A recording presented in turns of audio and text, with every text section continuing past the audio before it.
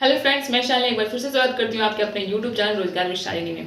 जैसा कि आप सभी को पता है कि आप लोग सीख रहे हैं कॉन्सेप्ट्स कि किसी बच्चों को छोटे बच्चों को छोटी छोटी टॉपिक्स को आप कैसे एक्सप्लेन करेंगे, कैसे बताएंगे, क्योंकि ये ऐसी नॉर्मल टॉपिक होती है जिस पे ज़्यादा कोई ध्यान नहीं देता है। और जिस टॉपिक पे आप ध्यान नहीं देते हो वही आपसे पूछ लिया जाता है, फिर वहाँ पे आपको कुछ नहीं आता है तो फिर नंबर कटते हैं आपके।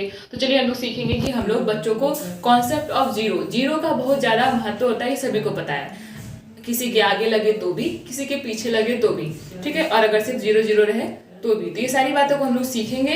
तो सबसे पहले अगर बच्चों को आपको एक्सप्लेन करना है कि आप जीरो को क्या समझते हो, जीरो मतलब क्या होता है, तो आप चलिए कैसे स्टार्ट करेंगे, मैं स्टार्ट करती हूँ। सबसे पहले डेट से स्टार्ट करेंगे। तो बच्चों आज डेट क्या है? आज डेट है 12 मार्च 2023। ये तो आप सभी लोगों को पता ही होगा, है ना। डेट क्या है? 12 मार्च 2023। तो हम लोग सब्जेक्ट क्या पढ़ने वाले हैं? मैथमेटिक्स। क्या पढ़ेंगे हम लोग?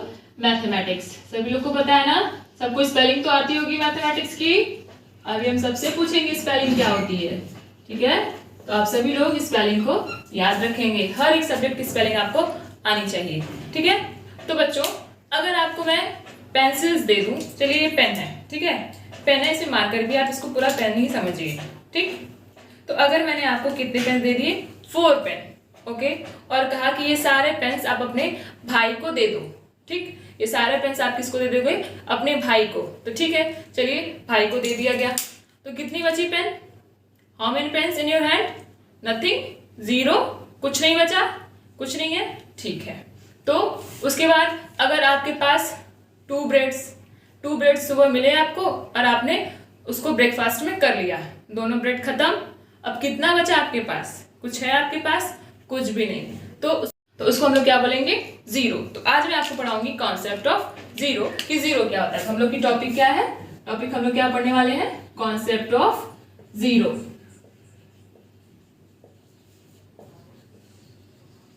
ठीक। तो मैंने आपको क्या बताया कि आप, चलिए हम लोग एग्जाम्पल से समझते हैं कि आपके पास 2 स्लाइसेस थी ब्रेड की, ठीक है, और यहाँ पे हो आप, हो ना, और आपको बहुत तेजी से भूख लगी है, आप दौड़ते दौड़ते गए और इन दोनों स्लाइसेस को आपने चट कर लिया, ठीक है। प्लेट पूरा हो गया एकदम खाली, प्लेट में कोई ब्रेड है नहीं है, तो क्या बचा है यहाँ पे? 0, है ना।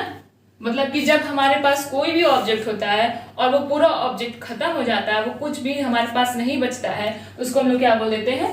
0। हम लोग दूसरा एग्जाम्पल लेते हैं। अगर मान लीजिए कि मैंने आपको पेंसिल दे दी, ठीक है, कितनी पेंसिल दे दूं? 5 पेंसिल चलिए ले लेते हैं, ठीक। 5 पेंसिल हो गई और आपको क्या करना है कि मैंने कहा कि 5 पेंसिल ले जाओ, वापस करके आओ, ठीक है। तो आप 5 पेंसिल को वापस कर दोगे तो आपके पास तो कुछ नहीं बचेगा ना। तो 5 पेंसिल को वापस, तो आप 1 पेंसिल दे दिए, सेकेंड पेंसिल दे दिए, थर्ड पेंसिल उसको भी रिटर्न कर दिया, फोर्थ वो भी गई, फिफ्थ ये भी गई, तो बचा कितना? 0, ओके। जब हमारे पास कुछ भी लेफ्ट ना हो तो क्या हो जाता है? 0, ठीक। तो नंबर्स कितने थे हमारे पास? नंबर्स हम लोग पढ़ चुके, कितने नंबर्स थे? 0, 1, 2, 3, 4, 5, 6, 7, 8 और 9, ठीक है। ये 10 नंबर्स हैं, ठीक है।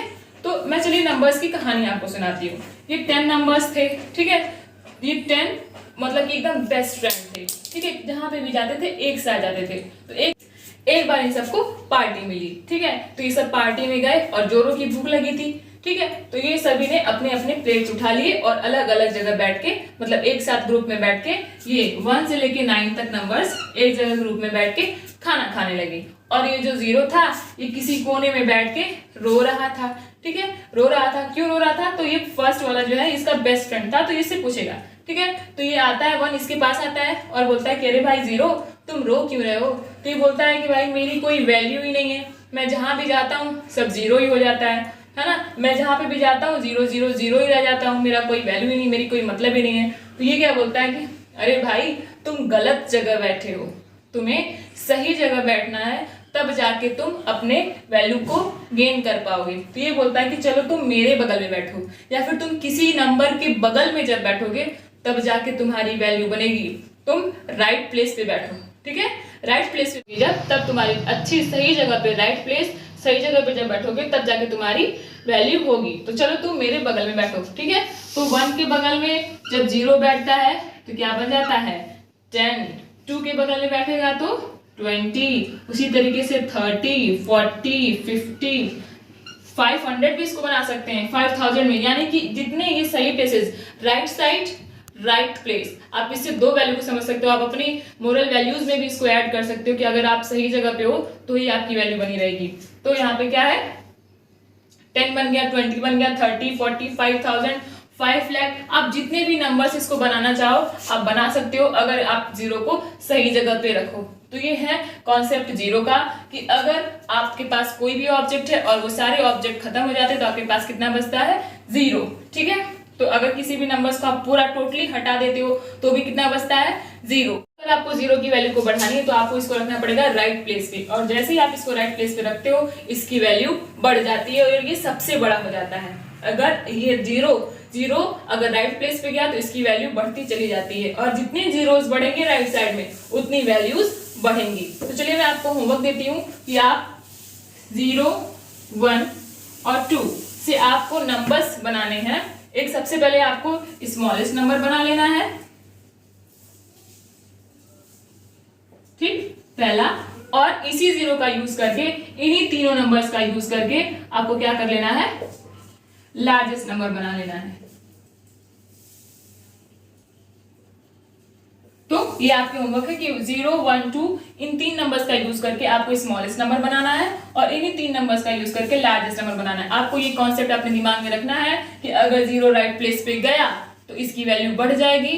तो ये रहे जीरो के कॉन्सेप्ट्स। अगर आपको ये वैल्यूज, ये कॉन्सेप्ट समझ में आ रहे हैं तो आप इसको अच्छे तरीके से समझते रहिए। आप चाहें तो इसमें दूसरा एग्जाम्पल ऐड करके और बेटर तरीके से, एकदम बेस्ट तरीके से आप इसको और भी बच्चों को समझा सकते हैं। आप अपने तरीकों की इसमें इस्तेमाल करिए, इसमें और भी एग्जाम्पल्स का यूज करिए, कुछ दूसरे नंबर्स का यूज करिए और इन सारे कॉन्सेप्ट्स को आप बच्चों को समझा सकते हैं। ये है मेरा तरीका, मैं इसको सबसे आसान तरीका मानती हूँ बच्चों को समझाने का। तो अगर आपको ये तरीका समझ में आ रहा है, अच्छा लग रहा है, मेरी वीडियोज आपको पसंद आती हैं तो लाइक, शेयर एंड सब्सक्राइब करें। और अगर आपको किसी भी टॉपिक पे वीडियो चाहिए हो तो नीचे कमेंट करें, मैं उसकी वीडियो जरूर बनाऊंगी। Thank you.